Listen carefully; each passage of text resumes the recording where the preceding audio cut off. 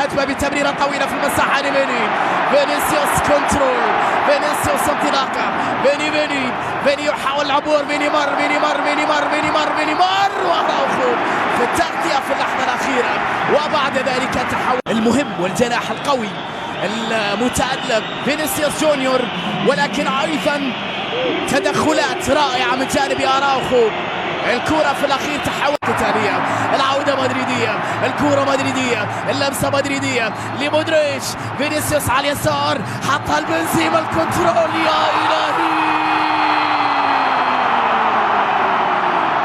أجمل هدف.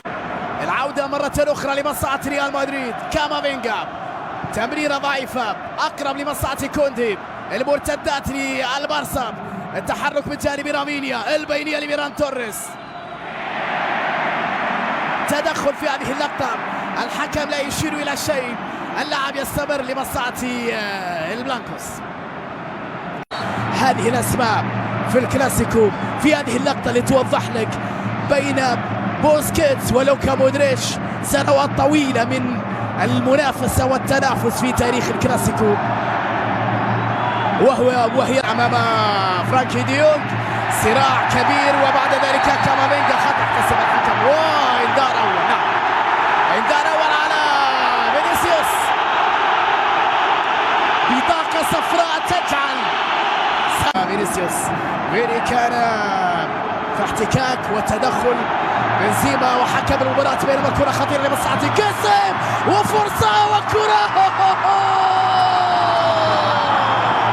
تسلل على برشلونة أم لا؟ سننتظر وإياكم حكم المباراة. نعم يحتسب هدف لبرشلونة، 1-0 فلانكيسين، الهدف الأول للبارسا بعد العودة إلى الفيديو. غفلة من دفاع ريال مدريد، عمل كبير، زي ما يحاول داخل منطقة الجزاء كريم بكرة عرضية صدمت في الدفاع، وعادت بعد ذلك إلى فينيسيوس، لمسة وتمريرة إلى بنزيما مر، وبعد ذلك إلى فيني عرضية أقرب إلى مارك تير شتيجن بروعة كبيرة.